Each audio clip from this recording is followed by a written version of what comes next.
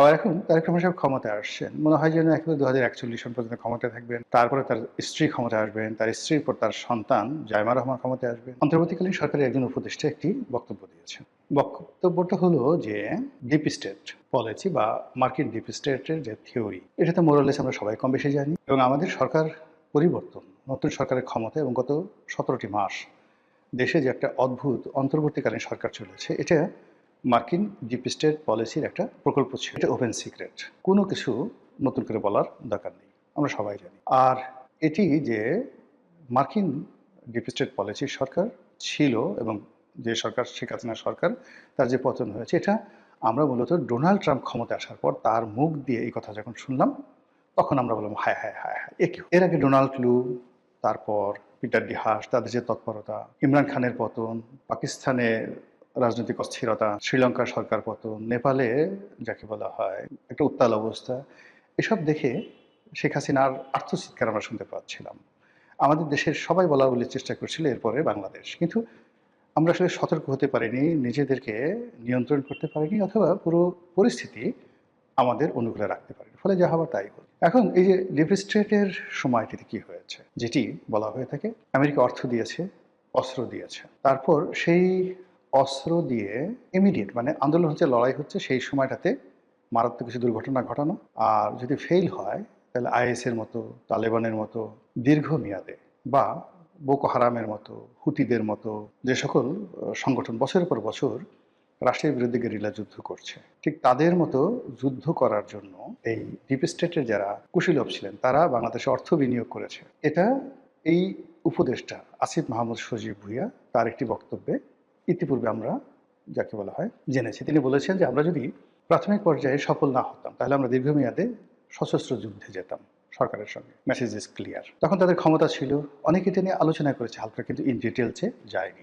দ্বিতীয়ত, সম্প্রতি তিনি যে বক্তব্যটা দিয়েছেন সেটা হলো মার্কিন ডিপ স্টেট পলিসির যারা হর্তাকর্তা, তারা তাদেরকে এই যে আরো দীর্ঘ সময়, অর্থাৎ ২০২৯ সাল পর্যন্ত ক্ষমতায় থাকার জন্য একটা ছক এঁকেছিল। তারপর বলেছিল যে আপনারা থাকেন, কোন নির্বাচন করা লাগবে না, বিএনপিকে নির্বাচনে আসতে দেওয়া হবে না, তারেক রহমান সাহেবকে দেশে আসতে দেওয়া হবে না, এশরাককে ঢাকার মেয়র পদে নিয়োগ দেওয়া হবে না, ইত্যাদি যা কিছু ঘটেছে।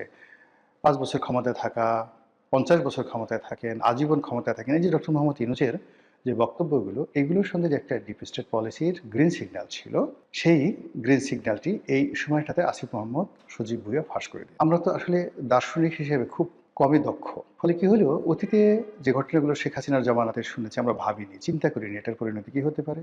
ক্ষমতাসীনরাও চিন্তা করেনি, বিরোধী দলও চিন্তা করে। ডক্টর মোহাম্মদ ইউনূসের জমানাতে আমরা যারা কথা বলেছি বা যে সকল ঘটনা ঘটেছে, সেগুলোর effect, after effect, side effect কি হতে পারে, ডক্টর ইউনূস এবং তার সঙ্গে সাথীরা যেভাবে চিন্তা করেননি, দেশ জাতীয় চিন্তা করেননি। আবার এখন তারেক রহমান সাহেব ক্ষমতায় আসছেন, মনে হয় যেন একেবারে ২০৪১ সন পর্যন্ত ক্ষমতায় থাকবেন। তারপরে তার স্ত্রী ক্ষমতায় আসবেন, তার স্ত্রীর পর তার সন্তান জাইমা রহমান ক্ষমতায় আসবেন, এরপরে নাতিপুতি যারা আছে তারাও ক্ষমতায় আসবেন। ঠিক এইরকম একটা আত্মবিশ্বাস নিয়ে বিএনপি যখন এগুচ্ছে, তখন হঠাৎ করে আসিফ মাহমুদ সজীব ভুঁইয়া এই মার্কিন ডিপ স্টেট পলিসির কথা কেন বল? আমরা এটা নিয়ে আলোচনা করছি, সমালোচনা করছি, কিন্তু এর পিছনে যে একটা বিরাট থ্রেট আছে, হুঁশিয়ারি আছে, হুমকি আছে, এই হুমকি কথা আমরা কেউ চিন্তা করছি না। আমার ক্ষুদ্র বুদ্ধিতে মনে হচ্ছে যে এই আসিফ মাহমুদ সজীব ভুঁইয়া, আমরা তাকে হাঁস বালক, আমরা তাকে ওয়েস্টিন বালক ইত্যাদি বলে ঠাট্টা মস্করা, কিন্তু সবার আগে বুঝতে হবে আসিফ মাহমুদ সজীব ভুঁইয়া সে কাওয়ালি গান গায়, তারপর গজল সন্ধ্যায় পিএসসিতে গজল গান গায়, আবার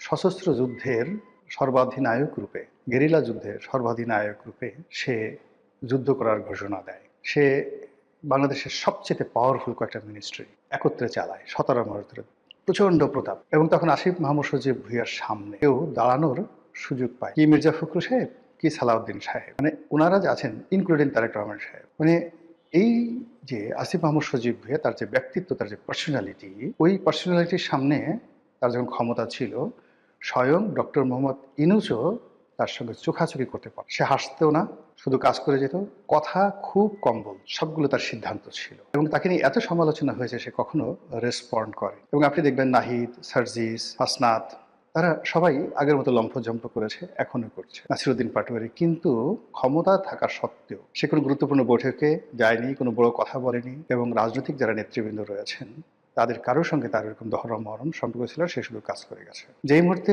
সে মন্ত্রিপরিষদ থেকে পদত্যাগ করেছে, 1 মিনিটে সে রাস্তায় নেমে এসেছে, আবার আগের মতো রিক্সায় চড়ছে, আগের মতো গান গাচ্ছে, আগের মতো স্বাভাবিক চালচলন করছে। It's dangerous. শুধু এতটুকুই বললাম যে বিএনপি যে সমস্ত লোকজন এখন বড় বড় কথা বলছে, মন্ত্রী এমপি যে সকল বড় বড় কথা বলছেন, তারা আমার দৃষ্টিতে আসিফ মাহমুদ, সজীব ভুঁইয়ার কাছে শিশু, ইনফ্যান্ট। এত দ্রুত এত পরিবর্তন হয় না।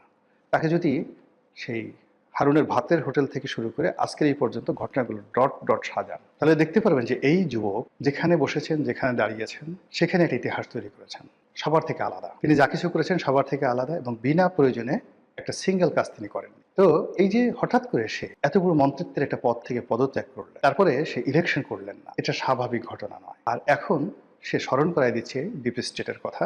ডিপ স্টেটের সাথে সাথে সঙ্গত কারণে সেই যে গেরিলা যুদ্ধ, সেই যে অস্ত্র, সেই যে শস্ত্র, সেই গোলা বারুদ, সব জিনিসগুলো সামনে চলে আসছে। নতুন সরকার এখনো পর্যন্ত তার সন্ধান করতে পারেনি কয়টি অস্ত্র আছে, কত হাজার অস্ত্র আছে, কার কার হাতে আছে, এবং এই অস্ত্র দিয়ে রাষ্ট্রের কি ক্ষতি করা যেতে পারে, সরকারের কি ক্ষতি করা যেতে পারে, রাষ্ট্রের সমস্ত কর্মকাণ্ড কিভাবে অচল করা হতে পারে, এটা সরকার ভাবতেই আছে না। তারা 2041 সন পর্যন্ত ক্ষমতায় থাকবে, এটা নিয়ে নাকে তেল দিয়ে ঘুমাচ্ছে।